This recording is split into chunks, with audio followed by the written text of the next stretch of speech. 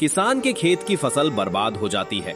फिर वो बहुत परेशान होकर बैठ जाता है। अब किसान एक बैल खरीद कर लाता है और बैल के साथ खेत में खूब मेहनत करता है। अब वो गेहूं की फसल लगाता है। किसान रोज फसल को अच्छे से पानी देता है और उसकी देखभाल करता है। कुछ समय बाद किसान की फसल बड़ी हो जाती है।